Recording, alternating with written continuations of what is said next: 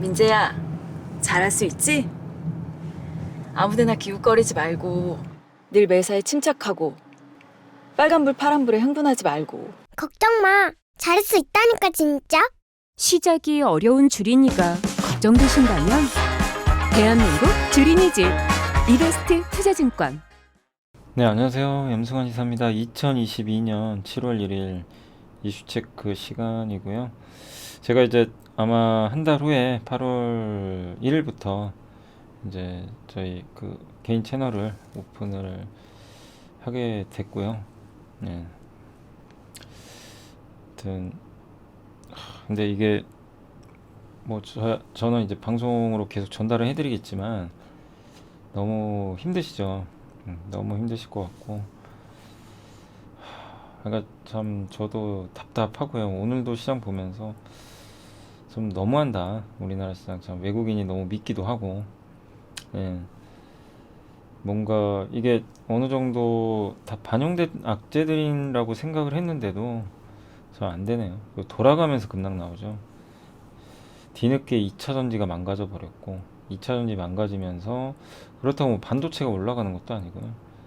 외국인의 공격은 계속 이어지고, 네, 좋은 게 있어요. 분명히 좋은 지표들도 나오는데 반영을 못합니다. 지금 시장. 네. 끝없이 악재들만 나오는, 노출되는 그런 상황인 것 같아요. 근데 좀 힘내시라는 말씀밖에 제가 드릴 말씀이 좀 없고, 네, 이겨내야 됩니다. 우리 뭐 다 끝까지. 굉장히 어려운 장이지만 포기하지 마시고, 예, 주식시장도 떠나지 마시고, 뭐 매일매일 힘들죠.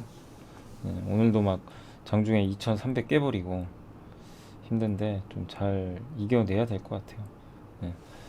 우리나라 기업들 여전히 뭐 수출도 좋고 매출도 잘 나오거든요. 예. 물론 이제 이익 추정치가 앞으로 꺾일 수도 있지만, 근데 막연한 거죠. 앞으로 안 좋아질 것 같고, 두렵죠 사실 그런 것들이. 근데 뭔가 변화도 있어요. 유가 꺾였고, 미국의 물가 지표도 조금씩 둔화되고 있고, 중국 지표는 살아나고 있고, 영원한 건 없습니다. 항상 말씀드리지만 사이클은 돌고 도니까 영원한 건 없는데, 이제 이런 상황에서는 이게 영원할 거라고 생각할 수밖에 없죠. 계속 빠질 것 같고. 예.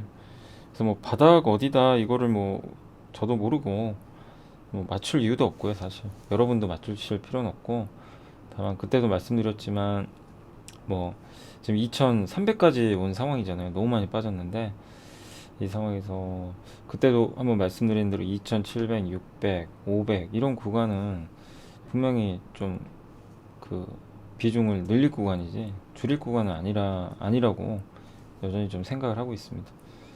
근데 거기서 더 빠져버렸어요. 근데 주가라는 건 항상 이 언더스팅, 오버스팅 나오거든요. 그러니까 빠지면 더 빠지고, 더 하락을, 오를 땐 더 올라갑니다. 예. 그런 모습들이 항상 나오니까, 예. 그러니까 과하게 언더스팅 된 거는 언젠간 회복은 되거든요. 근데 그 회복 시점을 모르죠.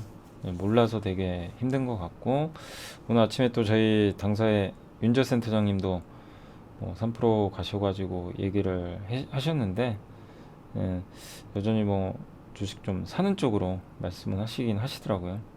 예, 근데 뭐 같은 말씀을 하셨어요. 언제 갈지 모른다.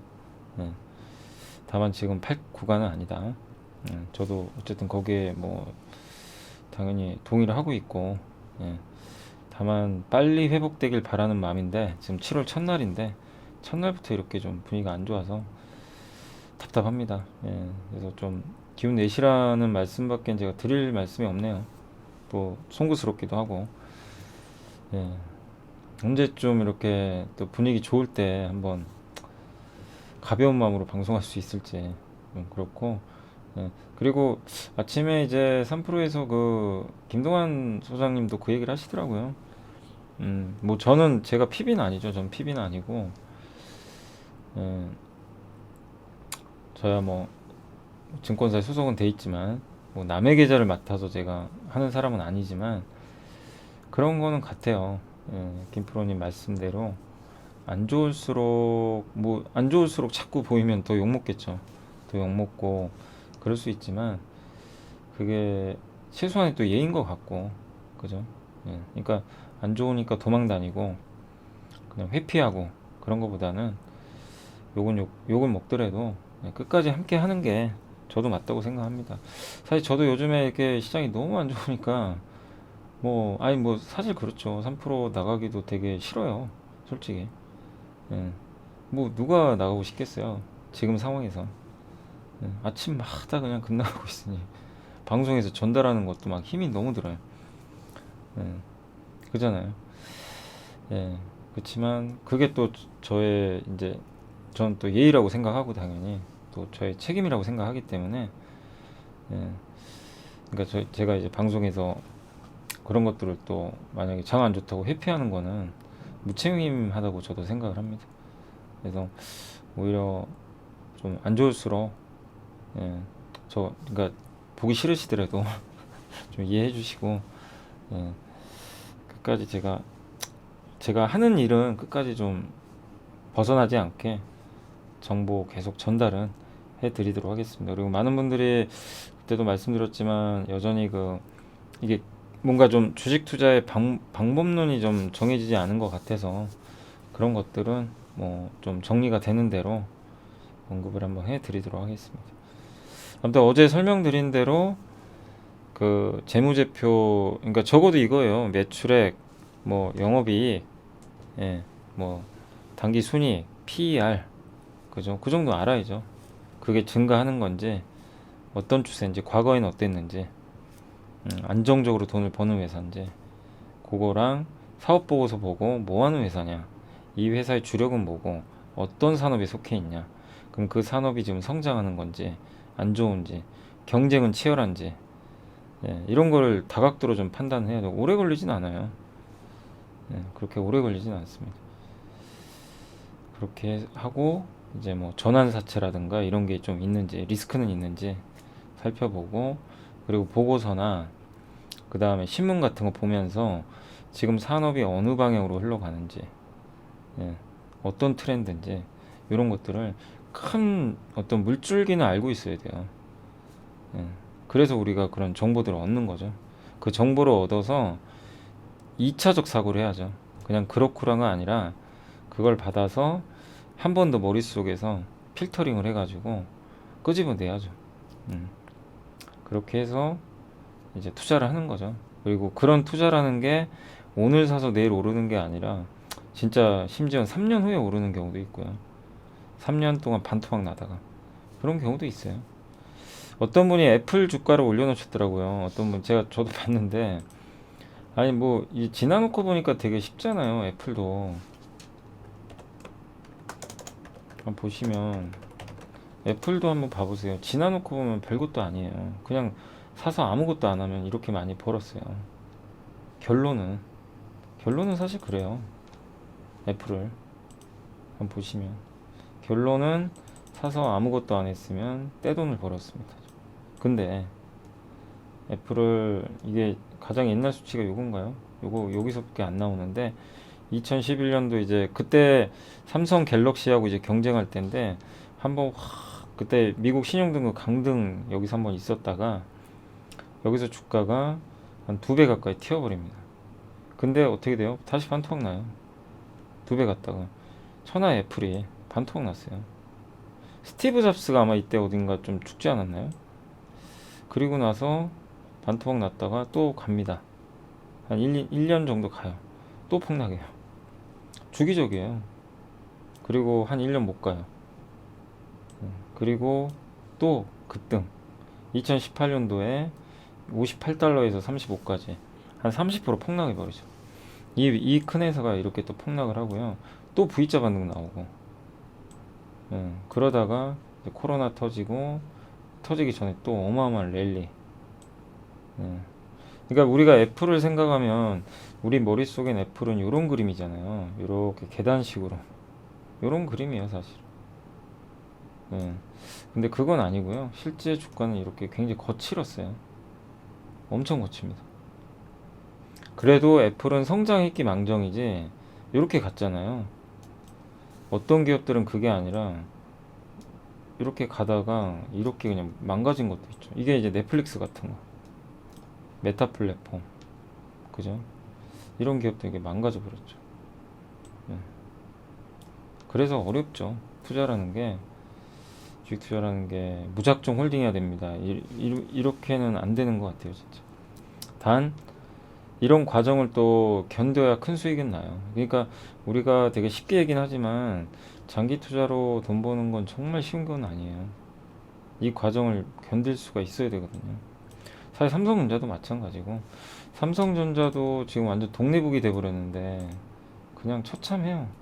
삼성전자 보고 있으면 그냥 아, 저렇게 되는구나, 그냥 끝도 없이 빠지는구나. 예. 근데 삼성전자가 지금 저 모양인데 내년에 어떻게 돼 있을까 그건 모르죠. 그건 누구도 알 수 없는 건데, 삼성전자도 예전에 그때가 2003년도 뭐 2007년도인가요? 이때거든요. 이제 기억 2007년도에 지수가 2000 가던 시절이거든. 2배. 이때 12,000원에 시작했던 주가가 13,000원 갔어요. 고점이 딱 지수가 2배 가는데, 예, 아예 안 갔어요. 예.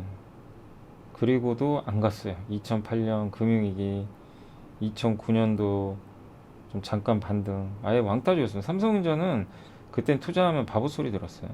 2010년까지. 2011년에도 안 가죠. 이 몇 년을 안 갔어요. 우리가 생각하는 이 어마어마한 성장한 기회 언제 갔냐? 2011년 미국의 신용등급 강등이 있거든요. 요게 마지막. 그리고 나서 갤럭시 대박 나면서, 그때 갤럭시가 대박 났어요. 그러면서 레벨업 했죠. 일봉으로 보니까 좀 그런데, 아무튼 삼성전자도 그런 암흑기가 있었습니다. 이런 암흑기가 있었어요. 여기 요 당시 증시가 그렇게 좋은데도 몇 년을 못 갔죠. 그러다가 한 번에 갔고, 또 여기 2013년까지 랠리 보인 다음에 한 2, 3년 또 헤매다가 반도체 슈퍼사이클 나와가지고 이때 2년 갔어요. 2년 어마어마하죠. 한 번 반도체 사이클 타면 저렇게 무섭게 가요. 근데 물론 한 번 빠지면 또 반토막 납니다. 이때 요때가 이제 사이클 꺾일 때 급격히, 그러니까 이때는 삼성전자 사이클이 급격히 꺾일 때예요. 영업이 뭐 반에 반토막 나고, 요 사이클이었어요. 요런 사이클을 우리가 기대하는 건데, 그러려면 그 전 사이클이 침체를 보여야 돼요. 그래서 어차피 사이클은 돌고 돌고, 제가 왜 이걸 좀 보여드리냐면, 애플도 그렇고 삼성전자 우리나라 최고 기업들인데, 애플은 미국이고 지금 안 좋잖아요. 이렇게 빠졌고 바로는 못 갑니다. 과거에도 그렇지만 몇 달 헤매요. 바닥 다지는 과정도 필요하고, 그게 얼마가 될지 몰라요. 근데 분명한 건 사이클이 지금 안 좋잖아요. 마이크론 CEO도 언급을 했고 올해 하반기 안 좋다, 아니 대놓고 얘기해버렸어요. 근데 내년에는 설비 투자도 좀 줄이고, 일단 내년도에 대해서는 좀 긍정적으로 보고 있는 것 같고, 이건 뭐 우리나라 애널리스트 분들도 마찬가지죠. 왜냐면 반도체는 성장은 하거든요. 수요는, 요 믿음은 있으셔야 돼요. 반도체 수요가 이렇게 증가한다는 거, 장기적으로. 이거 없으면 뭐 투자는 못 하는 거죠, 반도체는. 그래서 요런 사이클에 대한 믿음이 있으시면 삼성전자를 팔 이유는 전혀 없고,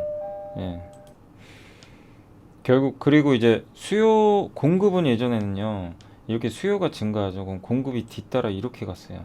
예전 사이클. 이게 공급 사이클이에요. 후행하죠. 그래서 공급 과잉이 생겨요. 지금은 공급이 어떤 상태냐면 증가를 못해요. 수요가 늘건 줄이건 간에 공급이 일정해요. 그러니까 진폭이 짧아지고, 과거처럼 이렇게 망가지는 사이클이 이렇게, 아니면 2018년처럼 이런 사이클이 2019년, 18년처럼 그런 사이클이 나오긴 좀 어렵고, 실제 2018년이 이때가 반도체 호황기예요. 여기까지가. 근데 주가는 그때 그 전에 여기서 고점 찍었죠. 보이세요? 2018년 2분기가 최고점이거든요. 반도체 사이클이. 주가는 2분기 선행해서 여기서 빠집니다. 그리고 한 번 더 확인하죠. 그렇게 돼요. 근데 지금 보면 삼성전자 주가는 여기서 고점 찍었기 때문에 벌써 이렇게 시간이 지났어요. 그러니까 어느 정도는 좀 막바지 국면까지는 오는데 바로 V자는 어렵고 이런 과정은 이제 필요할 것 같아요. 이런 과정으로 전환 후에 돌리겠죠. 그래서 내년을 보면 이런 사이클이 나온다면 결국엔 또 이런 흐름 나옵니다. 주가는 예, 요런 사이클은 또 오게 되거든요. 근데 그거를 위한 준비 과정은 필요한 거죠. 몇 달은 걸리겠죠. 그래서 그거를 어차피 지금 이렇게 많이 빠진 상황에서 뭐 5만 원 간다, 4만 원 간다, 그거 너무 낙담은 하지 마시고 요거를 좀 인지하시고 시간을 갖고 좀 견뎌내 주시면 좋을 것 같아요. 예. 그래서 결국 사이클은 뭐든 다 돌고 돕니다. 영원히 하락하는 사이클은 없어요. 근데 지금은 하락 사이클이 계속 진행되는 과정이고 그게 주가에 반영되고 있고 바닥이 어딘지 몰라요. 예. 그러나 삼성전자도 큰 수익을 준 기업입니다. 장기적으로는. 그러나 2, 3년 동안 주가 안 갔던 경우도 수두룩하고 정말 우여곡절도 많았어요. 근데 저는 제가 다시 올라간다고 생각하는 이유는 과거보다 환경이 완전히 다른 게 반도체는 3개 기업만 하고 있고 파운드리는 전 세계에서 2개만 제대로 만들고 있고 TSMC랑 삼성만. 스마트폰도 과점이잖아요. 삼성 아니면 애플이에요. 결론 중국. 중국은 자기네 나라끼리 먹고 사니까 그건 제외하고 다른 나라에선 삼성 아니면 근데 이거 다 필수 소비재잖아요. 필수 소비재고 예. 안 쓸 수는 없어요. 근데 그런 시장의 과점 업체라는 거죠. 예. 그래서 좀 잘 이겨내 주시면 좀 좋을 것 같습니다. 물론 모든 기업이 그런 게 아니라 그 예전에 OCI 같은 기업들 보시면 내가 아무리 장기 투자를 잘해도요 잘못 들어가면은 이런 상황도 나와요. 이게 OCI거든요. 보이세요? OCI가 여기서 60만 원 갔다가 그 예전에 태양광 버블 생겨가지고요. 중국 업체들 난입해가지고 이렇게 빠졌어요. 60만 원짜리가 6만 원까지. 네, 그리고 또 한 번에 반등, 3배 오르고 또 반등. 근데 OCI를 장기 투자는 저는 하지 말라 그래요. 왜? OCI는 트레이딩 종목이에요. 왜? 폴리실리콘 가격이 계속 등락을 거듭하고 예측을 할 수가 없고요. 또 왜 그러냐면은 그러니까 이런 류의 기업들을 너무 장기로 보진 말라는 얘기가 독점 회사가 아니잖아요. 경쟁자가 너무 많아요. 중국 회사들이. 삼성은 중국 없잖아요. 경쟁자가. 근데 같은 이제 가격에 움직이는 기업인데 OCI는 좀 다른 거죠. 네, 경쟁자가 너무 많으니까. 그죠? 네, 그래서 이런 기업들은 너무 좋을 때 줄이고 안 좋다 싶을 때 좀 늘리고 이러면서 트레이딩 한 20-30% 내외 수익으로. 그래서 이게 주식 투자 하실 때도 이제 제가 알려드린 대로 뭐 기업 분석도 하고 뭐 재무제표 이런 산업 분석 다 해야 되지만 기업의 성격을 또 아셔야 돼요. 이게 도대체 사이클 기업인지 예, 아니면 삼성전자처럼 과점화돼서 꾸준히 성장하는 기업인지 이걸 보고 아 얘는 장기 투자해야 되겠다, 얘는 짧게 해야 되겠다, 이거를 정해놓고 들어가야 돼요. 예, 그런 또 성격도 알아두시면 좋겠습니다. 그래서 아무튼 어렵고요. 사실 뭐 OCI도 10분의 1 투박 날지 그때 누가 알았겠습니까? 이것도 운이 없는 거죠. 중국이 그렇게 뛰어들어 버리니 그걸 누가 알았겠어요 당시에. 지나놓고 나니까 또 안 건데 그만큼 어렵고요.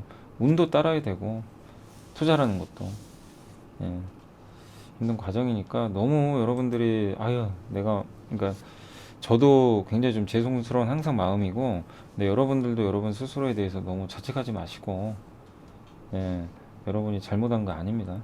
다만 여러분이 엉뚱한 기업 뭐 돈도 제대로 못 벌고 성장성도 없고 그냥 테마만 믿고 너무 비싸게 사고 누구 말만 듣고 어떤 재료에 솔깃해 가지고 그냥 비싸게 분석도 안 하고 사고, 그런 거는 좀 반성을 해야 되겠죠. 그죠? 그런 거는 조금 고민해 보셔야 되겠지만 그게 아니라 여러분 스스로도 고민을 해보고 치열하게 생각해보고 신중하게 샀는데도 물린 것도 수두룩 할 거예요. 근데 그런 경우는 너무 자책하지 마세요. 예. 제가 좀 사설이 길었습니다. 아무튼 시장이 좀 안 좋아서 한번 좀 제가 말이 좀 많았습니다. 죄송합니다. 자, 오늘은 이제 SKC 좀 있고요. 오늘은 이렇게 기업 내용 중에서 아주 매력적인 건 없어요.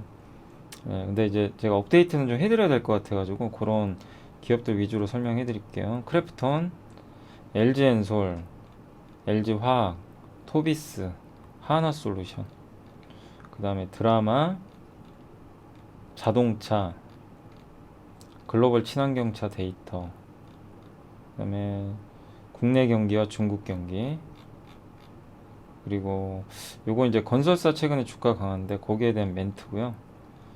네, 그리고 다른 지표들 한번 설명해 드리겠습니다. SKC 같은 경우 이제 노후 연구님이 어제 제가 삼성증권 코멘트도 한번 말씀을 드렸죠. 네, 드린 대로 오늘 보고서가 나왔고 뭐 전화위복의 기회로 좀 삼자 그런 내용인 것 같아요. 그리고 동박과 실리콘 응급제, 반도체 기판 요 세 개 있죠.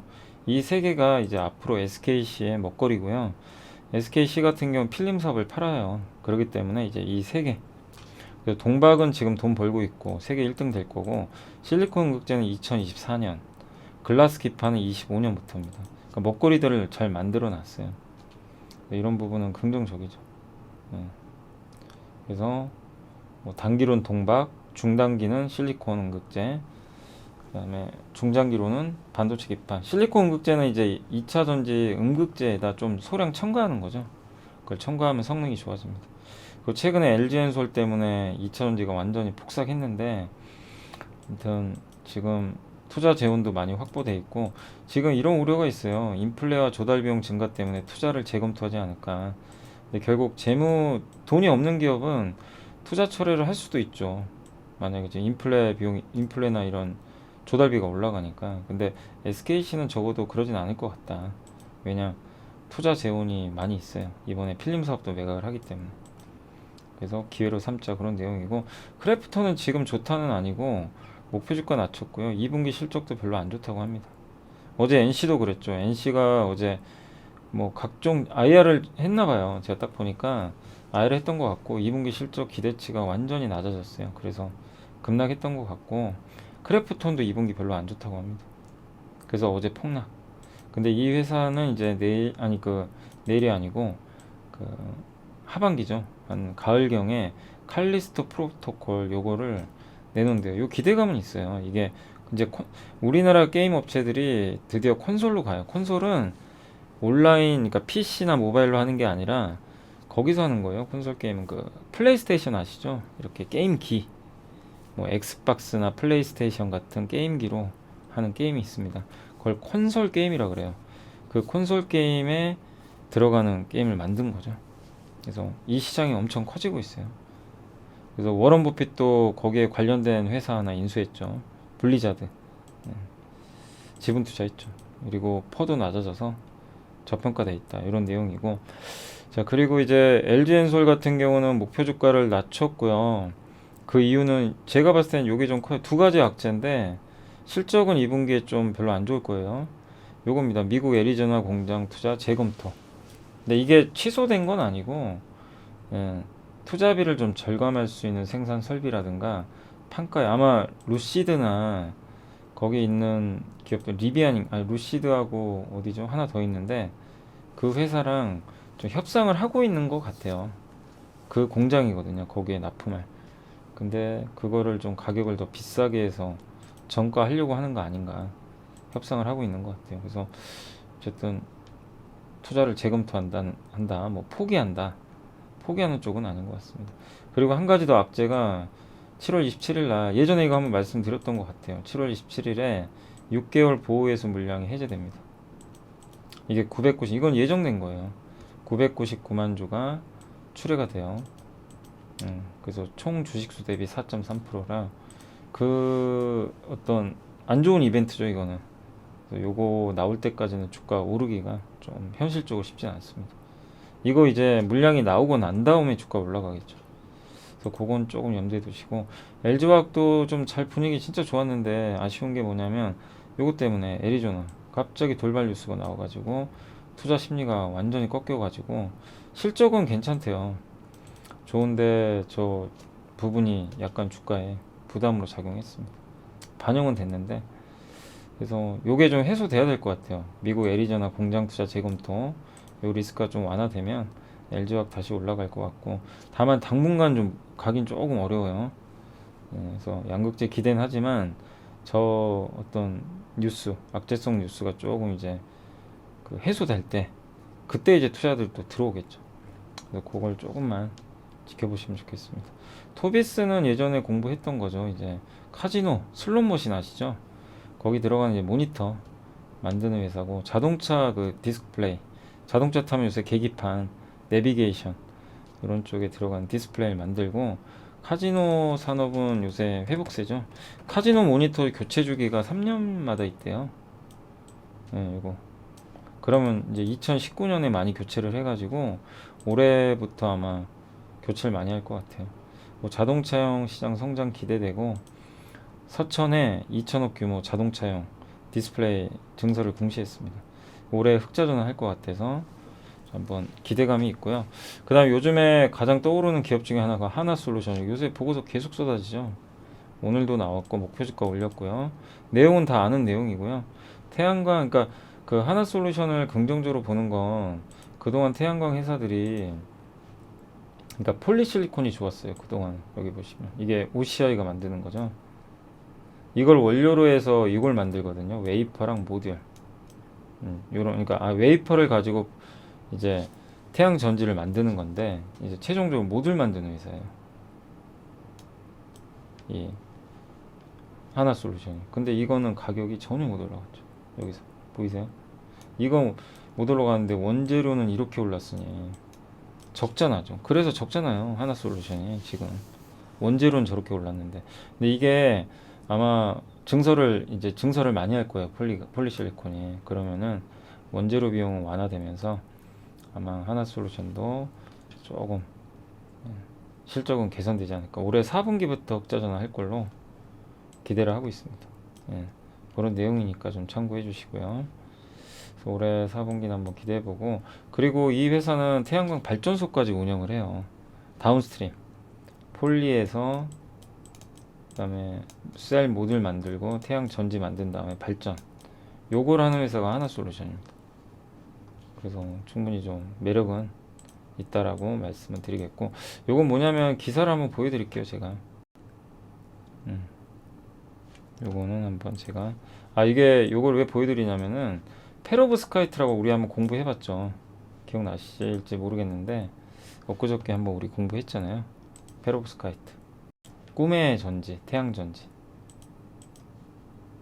이거를 꼭 좀 공부는 꼭 해놓으세요. 내용은. 왜냐면 이게 나중에, 지금 아니에요. 지금 아니고 이건 이제 스토리입니다. 근데 지금 하는 걸로도 이제 올해 하반기 4분기부터 흑자가 날 수 있는데, 이게 왜 중요하냐면 페로브스카이트라는 소재를 이용을 해요. 그래서 굉장히 얇고 반투명해요. 그래서 이거를 10년 동안 지금 계속 투자를 하고 있는 것 같은데, 이번에 하나 큐셀이 6인치 태양광 텐덤, 그러니까 여기 폴리실리콘으로 만들어진 태양 전지 여기다가 페로브스카이트를 올린 거예요. 텐덤 2중으로 이렇게. 어젠가 제가 한번 알려드렸죠. 이거 한번 우리 공부했죠. 요거를 이제 올린 건데, 이렇게 되면은 장파장, 긴 파장의 빛하고 짧은 파장의 빛을 다 받아요. 그래서 요거를 양산하는데 이제 드디어 성공을 했다고 합니다. 개발에. 그러니까 이제 대량 양산까지는 시간 걸려요. 근데 어쨌든 개발에 성공을 했다고 하니까 당장 돈 버는 건 아니지만, 근데 이게 페로브스카이트가 옛날에 러시아의 물리학자 이름을, 광물학자 이름을 딴 거고요. 광전 효율도 좋고 액체 상태에서 공정도 가능하다. 가볍고 원가도 4분의 1밖에 안 돼요. 기존 제품에 비해서. 단점, 수분 고온에 너무 취약해요. 그래서 이걸 대중화하기가 어렵다고 하더라고요. 저걸 고쳐야 돼요. 그래서 지금은 안 되고, 그래서 지금은 텐덤 셀을 이용을 해가지고 기존의 태양전지 셀에다가 페로브스카이트를 살짝 얹어요. 그렇게 한 걸 이제 텐덤 셀. 그래서 요거를 가지고 이제 차량용 그 차 위에 지붕에다가 하는, 현대차도 그걸 개발하고 있어요. 요거예요. 여기가 이제 폴리실리콘으로 만든 태양 전지고, 긴 파장의 빛을 흡수하고, 그 다음 페로브스카이트를 여기다 붙여가지고 짧은 파장까지. 효율이, 그래서 보통 태양 전지가 좀 최대로 할 수 있는 게 29.1%만 전력으로 전환 가능해요. 100을 받으면 29.1만 전기 생산. 근데 이걸로 텐덤 셀을 하면 44까지 올릴 수가 있어요. 네, 그러니까 꿈의 소재죠. 나중에 이걸 단독으로 할 수도 있겠죠. 언젠가는. 그리고 폴리실리콘이 필요가 없대요. 저거는. 근데 대중화하기가 그만큼 어려운 거예요. 뭐 그런 내용입니다. 그리고 미국의 태양광 지원법이 아직 통과 안 됐어요. 이게 통과되면 더 좋겠죠. 아무튼 미국 1위고 아직은 좀 적자기도 하지만 요런 페로브스카이트 뭔지는 좀 이해되시죠? 그거를 지금 본격적으로 드라이브 걸고 있으니까 한번 우리가 그러니까 저런 내용을 알고 하나솔루션을 이제 추적을 하는 거예요. 예, 저게 저런 내용들이 있으니까 추적을 하면서 계속 관찰하는 거죠. 단 아직은 태양광이 적자고 갈 길이 멀어요. 그래서 중간중간 하나솔루션은요 올라갔다 또 막 급락하고 올라갔다 급락하고 막 이거 수없이 반복할 겁니다. 그렇죠? 그런 걸 이용하셔가지고 막 팍팍팍 빠질 때 오히려 투자를 하시고 최근에 오르잖아요. 사지 마시고 관망하시고 그게 좋을 것 같고 드라마는 또다시 실적이 엇갈렸다고 합니다. 그래서 스튜디오 드래곤은 실적 좋대요. 너무 실적이 좋아서 뭐 분기 최대 영업이익이고 그 다음에 디즈니로도 지금 드디어 판매가 됐어요. 이번에 링크라는 드라마가 디즈니 플러스에 들어갔다고 합니다. 그 넷플릭스도 괜찮고 이번에 그 우리들의 블루스가 흥행했죠. 네, 또 환혼이라는 그 드라마도 지금 흥행하고 있고 또 4분기에 애플에 납품하는 빅도어 프라이즈도 있고 컨텐츠리 중앙은 좀 실적이 안 좋다고 합니다. 그래서 요새 주가 많이 빠졌어요. 2분기에도 적자 난다고 그래가지고.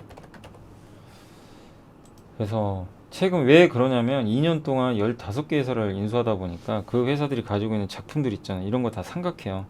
기존에 만든 작품들 있죠. 이거를 몇 년에 걸쳐 삼각을 해요.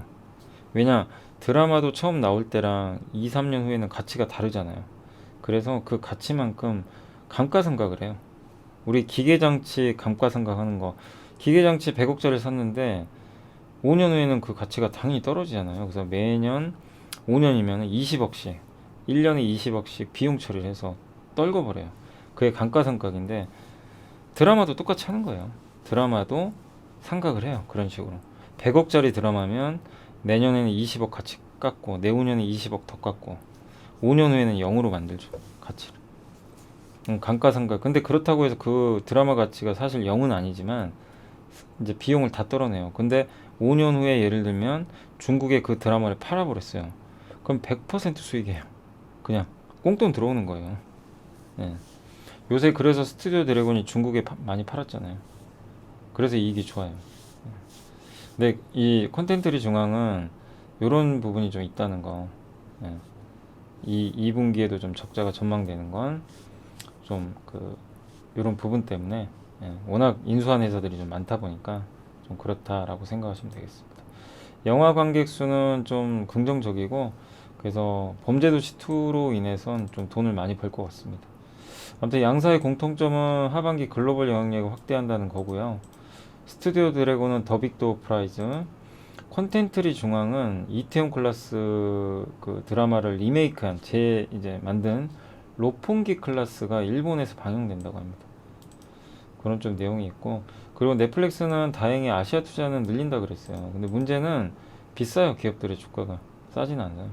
넷플릭스가 퍼가 40배에서 10배까지 떨어졌는데 스튜디오 드래곤이 25배니까 싸진 않죠. 그러니까 결국엔 어떻게 되냐면 넷플릭스가 너무 싸져 버렸어요. 그래서 넷플릭스 주가가 좀 올라와야 되고 그리고 스튜디오 드래곤 주가가 올라가야 되고 그럼 나머지 기업들 다 올라가요. 순서가 그렇게 돼 있어요. 그래서 넷플릭스의 주가 반등이 좀 절실히 필요하긴 하다. 아무리 스튜디오 드래곤이 잘났어도 이익이나 이런 건 좋은데 넷플릭스가 좀 움직여줘야 분위기가 바뀔 수 있다. 그런 내용입니다. 일단 앞으로 성장할 룸은 많은데 이 가장 위에 있는 넷플릭스가 좀 망가져 버린 게 좀 부담이었던 것 같아요. 7월 20일 날 넷플릭스 실적 발표하니까 그때 좀 잘 나왔으면 좋겠네요. 또 자동차 공포에 사야 된다. 어제도 한번 말씀드렸죠. 그 메리츠증권의 김준성 연구원님. 근데 요거 이제 KF투자증권의 김용민 연구원님이고요. 뭐 내용은 이제 비슷하고 현대차, 기아, 뭐 디젤 배기가스 조작 여기에 대해서 뭐 혐의가 있어서 뭐 검사 받았다 뭐 그런 내용이 있는 것 같고 재무적 영향 없고요. 스텔란티스도 2년 전에 이걸 의혹 제기 받았지만 아직 재판 들어가지도 않았고 기소도 안 됐어요. 그리고 이미 배기가스 검증은 끝냈고 디젤 차량은 핵심 차종은 아니에요. 그래서 전기차로의 전환과 또 최근에 블룸버그로부터 전동화 부문 수혜 인정받았죠. 그래서 현 주가는 매력적이다. 그래서 오늘 장이 안 좋은데도 자동차 회사들의 주가는 좀 나쁘지 않았던 것 같습니다.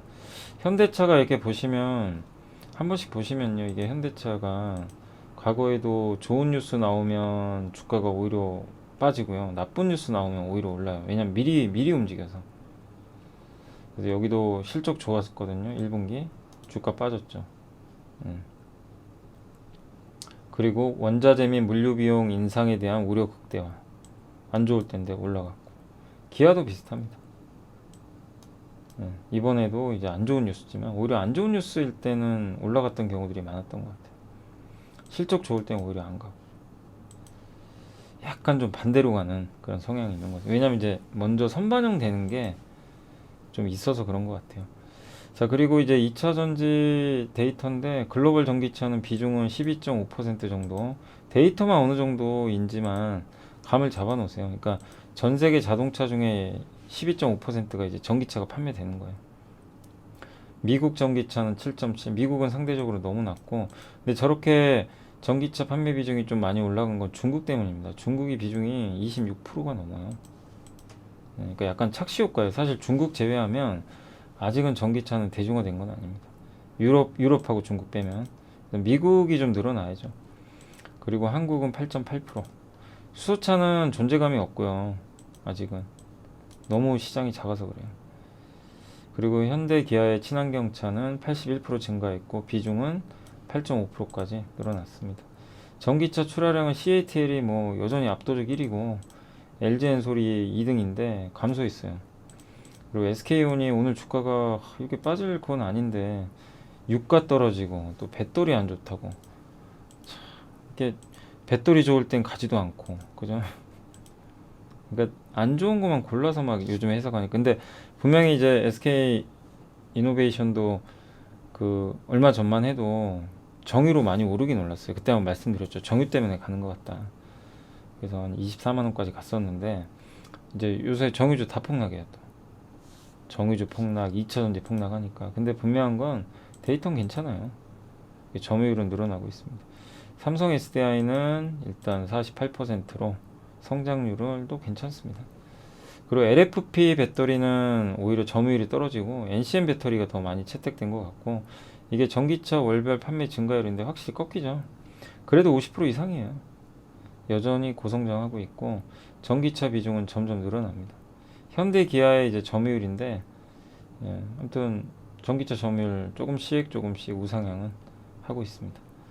그리고 국내 경기, 중국 경기 반등 수혜를 못 봤나, 이런 내용인데, 요거는 제가 그래프를 보고 말씀드릴게요. 그게 훨씬 편할 것 같아요. 내용은 적어 놓긴 했는데, 내용은 이렇게 좀 적어 놨으니까 나중에 좀 참고하시면 좋을 것 같습니다. 그러니까 지표에 대한 좀 해석이에요.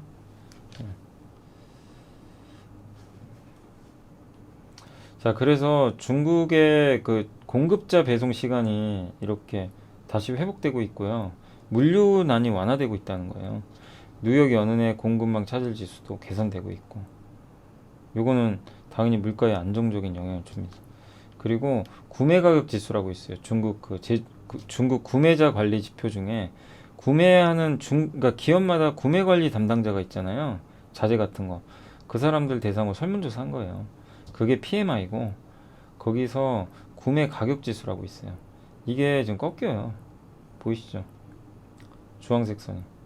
이게 꺾이면 중국의 생산자 물가가 꺾인대요. 비슷하게 가요.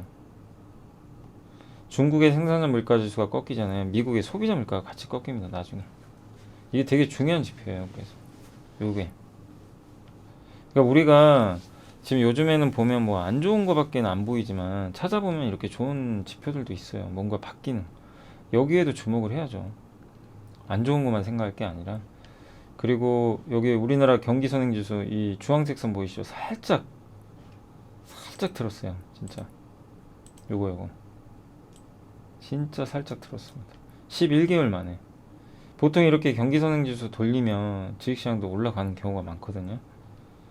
예, 그래서 요걸 좀 기대하고 있고, 그 다음에 근데 좀 최근에 좀 답답한 게 반도체 재고가 너무 늘어가지고 출하에서 재고를 뺀 게 이렇게 낮아진다는 건 재고가 많이 늘어난다는 얘기예요. 이 주황색 선. 그래서 반도체 재고가 좀 늘고 있어서 이게 우리나라 증시에 좀 발목을 잡고 있습니다. 그 중국의 제조업 지표가 이렇게 좋아요. 완전히 들어올렸죠. 근데 중국 제조업 지표에 한국의 이 제조업 출하 재고 지표가 연동됩니다. 그러면 출하에서 재고를 뺀 거예요. 나가는 물량하고 재고. 이게 크게 올라간다는 건 출하가 많다는 얘기죠.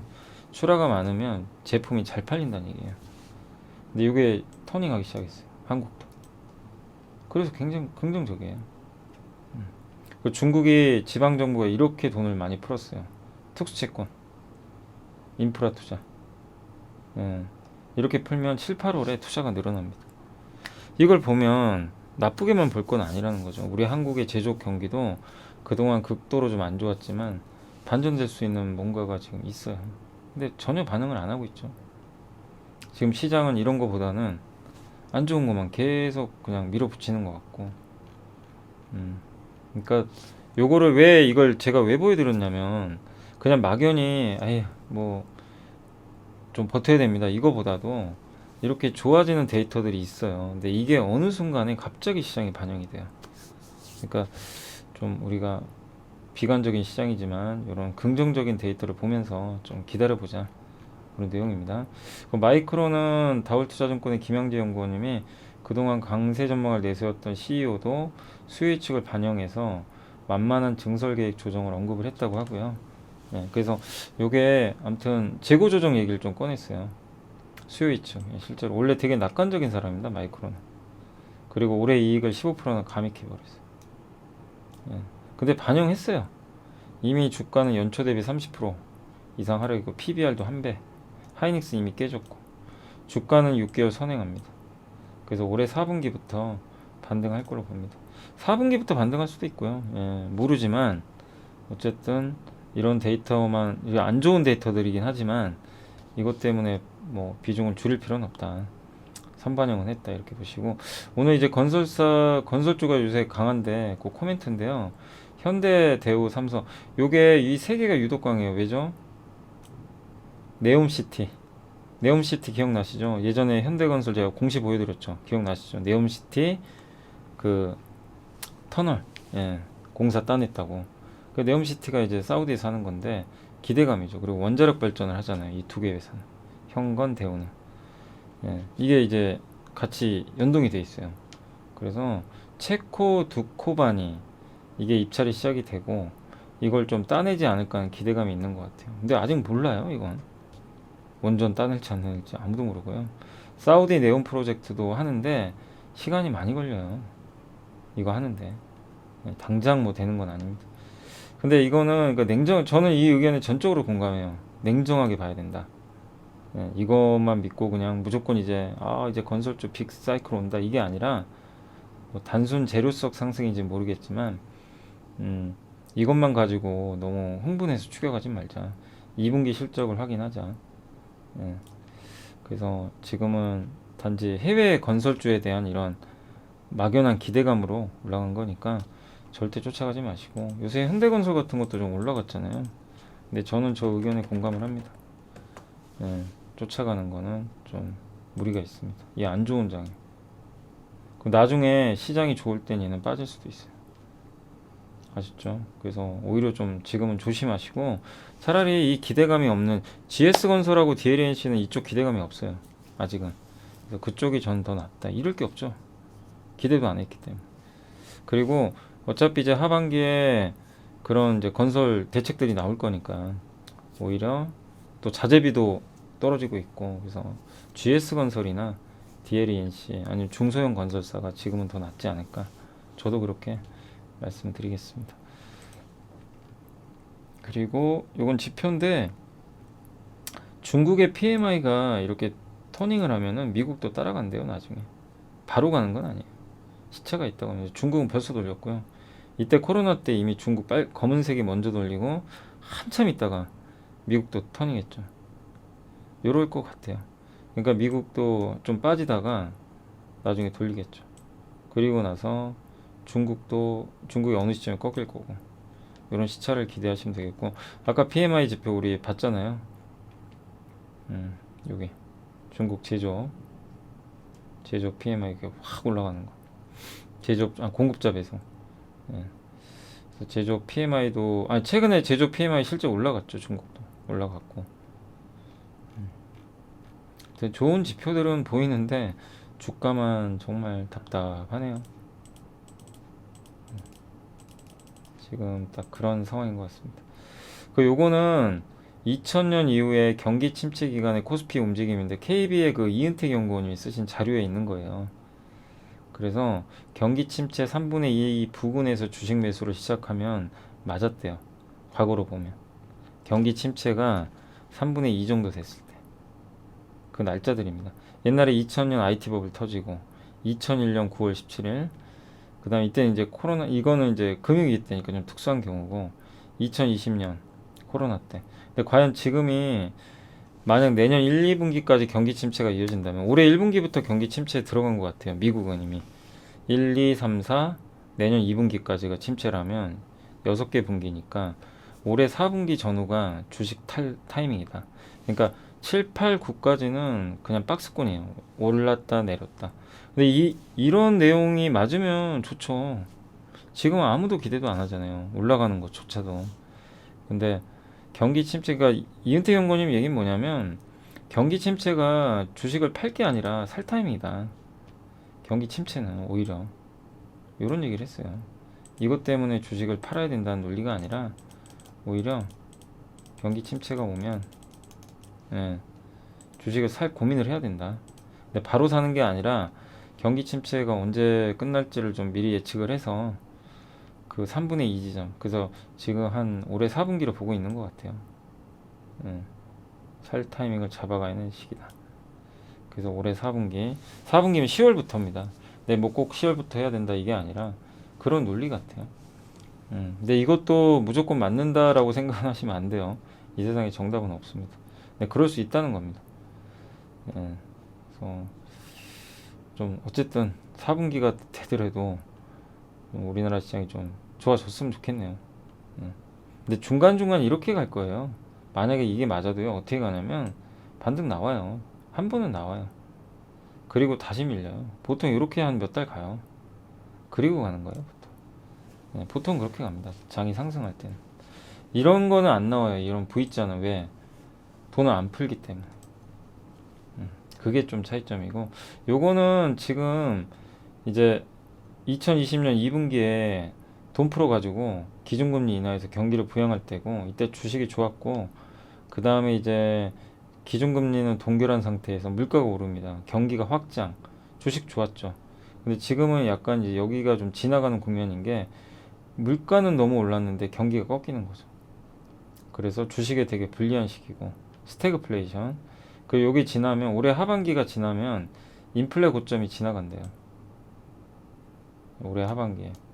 그러면 이제 물가도 떨어져요. 지금 실제로 벌써 움직여요. 물가 떨어지잖아요. 그 국제유가 실제로 수요가 주니까. 경기 수축. 그러니까 이 국면에선 지금 제일 좋은 게 채권 투자라고 하더라고요. 그래서 저도 채권 설명해드렸죠.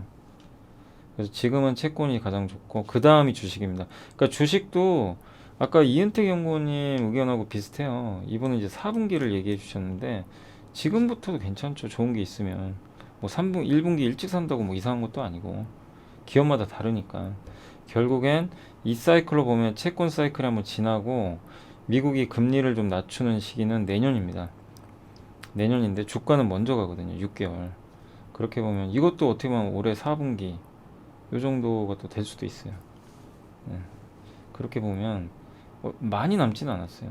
그러니까 정말 힘든 구간이지만 이런 것들은 또 의미하는 바가 있으니까 한번 고민을 해보시면 좋을 것 같아요. 그러니까 채권 투자도 하는 거 좋아요. 저는 뭐 여전히 괜찮다고 하고 채권 금리 많이 떨어진 거 아시죠? 최근에. 그래서 미리 좀 해놓으신 분들은 오히려 채권 투자해서 수익률도 괜찮으실 거예요. 그리고 뭐 채권은 국채나 뭐 한전채 같은 거는 망하진 않아요. 그러니까 뭐 원금 보장은 되니까. 저거 나라가 망하면 예금도 없죠 뭐 사실. 네. 그래서 국채가 제일 안전하죠. 국채는. 오히려 예금보다 안전할 수도 있죠. 하여튼 그런 부분 좀 참고해 주시면 좋겠습니다. 그래서 오늘 뭐 여기까지는 제가 다 한번 말씀을 드렸으니까 참고해 주시면 좋겠습니다. 오늘 뭐 내용 좀 이해되시죠? 예. 그러니까 너무 그러니까 이것도 저는 너무 좋은 코멘트 같아요. 이 강경태 연구원님이 너무 이런 좋은 말씀 해주신 게 이렇게 주가 올라가는 건 기분 좋지만 이런 것들에 대해서 냉정하게 보자 얘기죠. 무조건 이거는 좋다 이거보다도 기대감 밖에는 없잖아요. 실제 현실화된 것도 아니고 냉정하게 보자. 그리고 한 단계 우린 더 봐야 돼요. 여기서 국내 주택은 요새 아무도 안 보잖아요. 근데 언젠간 정책 발표할 거고 원자재 가격 떨어지면 자재비 떨어집니다. 그러면 건설사 하반기 좋아져요. 분양 늘어나고 그럼 국내 주택 비중 높은 회사들도 역발상으로 볼 시기가 오는 거죠. 네, 확인하고 산다기보다는 그런 것들도 계속 면밀히 관찰해 나가시면 좋겠습니다. 네. 자, 그리고 오늘 이제 아직 장은 안 끝났는데요. 제가 좀 장 끝나고 바로 어디 좀 오늘 강연회 한 곳이 있어가지고 가야 돼가지고 지금 바로 좀 마감 시각 말씀드릴게요. 벌써 50분 지났네요. 아무튼 오늘 종합주가지수는 전저점을 깨가지고 최악의 상황입니다. 정말 너무 힘이 없죠. 정말 외국인이 미워요. 저 개인적으로도 저도 그런데 이게 좀 공매도 좀 금지시켰으면 좋겠어요. 공매도 때문에 더 많이 빠지고 있거든요, 사실. 공매도 금지를 안 해요. 이런 상황에서 공매도 좀 제한시켜야 되는데 아니 외국인 좋은 일만 시키잖아요. 계속 공매도 때려요. 지금 공매도의 역기능이에요. 지금 공매도의 순기능은 주가가 너무 올라서 비싼 거를 공매도 해가지고 가격을 정상화시키는 게 순기능이고 지금 역기능이잖아요. 계속 내려칩니다. 밑으로 끝도 없이. 그러니까 2, 3% 빠질 게 막 6, 7% 빠져버리고 오르지도 못하게 만들고 이걸 외국인이 다 하고 있으니 왜 이거 금지 안 시키는지 모르겠어요. 지금 이렇게 우리나라 주식시장이 망가지고 있는데 좀 답답합니다 진짜. 먼저 기관들은 지금 도와주지도 않고 있고 기관도 안 도와주네요. 연기금 사모펀드는 요새 손절하나요? 요새 사모펀드 주식 계속 팔더라고요. 로스컷 걸린 것 같아요 제가 봤을 때는. 그죠? 왜냐면 여기 투신이나 이런 데는요 로스컷 손절 규정이 있어요. 그런 것들이 있어서 아마 터는 것 같아요. 지금 엄청 팔아요. 적은 게 아니에요 사모펀드가. 이것도 악성 매물이에요. 근데 저런 거 소화되면 나중에는 증시가 한번 확 오르긴 하는데 이것도 되게 좀 약간 짜증나죠. 이런 매물들도. 그러니까 연기금 사모펀드의 매도가 도와주질 못하고 있습니다. 그런 상황이고 오늘도 IT는 주구장창 팔고 있습니다. 무려 3,100억. LG엔솔, 삼성전자, 뭐 하이닉스 이런 거 파는 것 같고 그리고 오늘 섹터 쪽으로는 뭐 일부 통신주가 좀 강했고 건설주는 요즘에 뭐 계속 분위기 좋더라고요. 그죠? 네. 그다음에 손해보험, 철강주가 오늘 오랜만에 올랐고요. 올랐다 다시 다 밀려버렸네요. 아침에 많이 오르더니 세아제강이 난리가 났습니다. 세아제강 올해 좀 좋게 봤던 기업 중에 하나죠. 그 예전에 박민진 연구원님이 썼던 자료에 3월달인가 나왔던 건데 많이 올라갔네요. 네, 아무튼 흥분하시면 안 되고 쫓아갈 이유도 없습니다. 지금 자동차주들 오늘 좋아요. 약세장에서 선전하고 있습니다. 근데 아침에 만도가 많이 올랐는데 오히려 만도가 오후에 빠져버렸군요. 모비스가 좀 버텨주고 있고요. 건설 이 정도 올랐고 나머지는 다 빠졌습니다. 오늘 그냥 너무 안 좋고 사료주 급락. 사료주야 뭐 많이 올랐으니까요. 제일제당이 실적 좋다 그러더라고요. 2분기. 예, 그래서 요새 좋아요. 2분기 실적 좋은 이제 우리 공부해봤죠. SPC 삼립하고 이 두 개. 회사가 아마 실적이 좋은 것 같습니다. SPC도 올라가죠. 2분기 실적 좋다고 하니까. 음식료에선 그렇고, 그 다음에 원숭이 두창은 뭐 그냥 테마고요. 오늘 그 SK 이노베이션 주가가 워낙 안 좋고, 거기다 LG 엔솔부터 해가지고 그냥 다 폭락합니다. 2차 전지가 너무 안 좋고요. 정유주들도 오늘 좀 안 좋아요.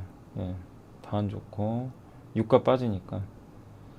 2차전. 근데 유가가 빠져야 돼요. 유가 빠지는 게 긍정적입니다. 시장으로는. 지금 반영은 안 되지만 유가가 좀 안정화되는 게 전체 시장에는 좋죠.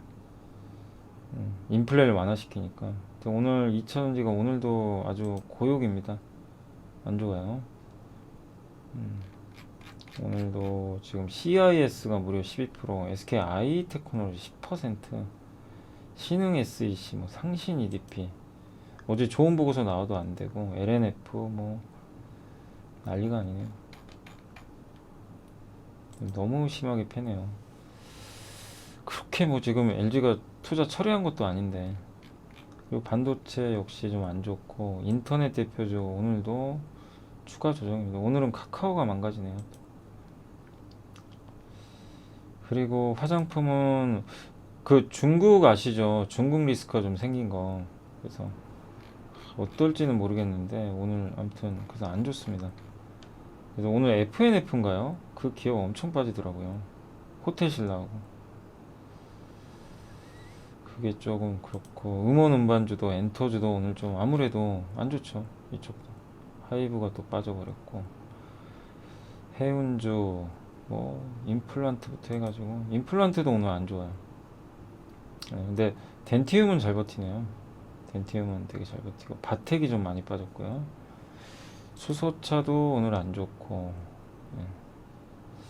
이쪽 하나솔루션이나 현대제철 이런 거 괜찮네요. 자율주행차, 음식료도 이제 기업마다 다르고, 어제는 조선주가 좋았는데 오늘은 좀 빠지고 있습니다. 오늘은. 그리고 카메라 모듈 다시 빠졌고, 오늘 그 의류주들 중국 비중 있는 여기 그 FNF가 좀 안 좋더라고요. 중국이 또 보복하는 거 아니냐, 이런 이제 이건 우려죠. 아직은 결론 난 건 없어요. 정치적인 이슈다 보니까. 조선 기자재도 좀 쉬어가야 됩니다. 너무 많이 올랐어요. 단기. 조금 쉬어가야죠. 그 다음에 미용 의료기기 뭐 다 안 좋죠. 네, 다 안 좋습니다. 게임주 뭐 오르는 거는 그나마 통신, 건설, 보험, 일부 철강, 자동차 요 정도만 좀 올라가고 있다. 그리고 삼성전자 신저가 나고 모든 게 좀 어려운 그런 상황입니다. 어떤 시총 상위 기업들도 그래서 좀 안 좋고요. 전자가 좀 신저가니까 저게 좀 개선돼야 될 텐데요. 어려운 시장입니다. 자, 아무튼 이제 오늘 뭐 이번 주 해드릴 내용은 제가 다 해드렸고, 진짜 너무나 짜증나는 한 주였고, 최악의 한 주였고, 2300 기어이 깨버렸고, 종가 한 30분 남았는데 마지막에 좀 반등하길 좀 바라고요. 앞서 이제 제가 서두에 좀 길게 말씀도 드린 대로 좀 용기 내시고, 여러분이 정말 뭐 잘못해서 못 산 것도 있을 수도 있죠. 안 해야 되는데 뭐 그런 것도 있겠지만, 대부분은 시장 안 좋아서 어쩔 수 없이 물린 게 많을 거예요. 그래서 뭐 미리 팔 걸 이렇게 너무 자책하지 마시고, 좀 여러분들이 장기로 보신다면 잘 이겨내 주시면 감사하겠습니다. 아무튼 여러분들도 너무 혼자서 스트레스 받지 마시고요. 주말 잘 보내시고, 아까 제가 몇 개 그 차트 보여드렸잖아요. 그런 것처럼 뭔가 바뀌는 분위기는 있어요, 실제로. 그죠? 그런 것들은 좀 감지되고 있으니까, 그게 지금은 아무것도 반영 안 될 것 같잖아요. 어느 시점에서는요, 분위기가 갑자기 바뀌어요. 그게 주식 시장이에요. 순식간에 바뀌어요. 분위기라는 거. 그때까지 정말 짜증나고 힘들지만 잘 견뎌내 주시면 감사하겠습니다. 천천히 좀 보시고, 오늘은 그리고 제가 그거 안 했죠. 우리 그 뭐였죠? 우리 뭐 그거 오늘은 사업 보고서 안 본 것 같네요. 하나도. 그죠? 사업 보고서 한번 보긴 봐야 되는데 뭐 볼까요? 아까 토비스? 한 번 더 보여드릴게요. 이렇게 어려운 거 아니고 토비스 이게 전자공시 들어가서 검색하셔가지고 분기 보고서 보고 예, 이걸 습관화 하시라는 얘기예요. 그냥 자동으로 토비스 사업의 개요, 카지노, 게이밍 보고서로 보는 것도 좋지만 기업 내용은 이걸로 보는 게 훨씬 좋아요. 이렇게 해서 보는 거예요. 산업용 모니터, 전장용 디스플레이, 휴대폰, 기계와 인간이 소통하게 해주는 기업입니다. 산업용 모니터 얘는 세계 1위 미국 IGT에 공급을 하고 있다. 그 신제품을 계속 출시하고 있고 여러 사업자들한테 코나미 같은 회사들한테 납품을 하고 있고요. 성장했고 여기 전장용 자동차 여기는 LG디플, 현대모비스, 덴소에 납품을 하고 있다고 합니다. 주요 제품 산업용 모니터가 더 커요. 비중은 요건 다코스죠. 보고 있고 이제 원재료는 이런 LCD. 근데 요새 LCD 가격이 떨어지니까 좋죠. 이 회사 입장에선 좋은 거예요. LCD 가격이 비중이 제일 크죠. 이건 좋은 거예요. LCD 가격 많이 떨어졌어요. 그렇게 보시면 되겠고 매출은 이렇게 나와 있습니다. 올해 1분기 작년에 매출은 전체적으로는 감소했어요. 전체로는 조금 감소했지만 올해는 아마 좀 늘어나지 않을까 이렇게 보고 있습니다. 그리고 기타 참고사항은 이제 어떤 산업이냐 카지노 있죠. 24시간 365일 동작을 해야 되기 때문에 제품에 여기 그리고 우리 아까 보고서에서 본 내용 여기 나와 있잖아요. 여러분 보이시죠? 교체 주기가 3년마다 도래합니다. 그러니까 다른 데 있는 게 아니라 여기 다 나와 있어요. 사업 보고서 보면요 공부 끝나요. 그러니까 이걸 꼭 습관화 하세요.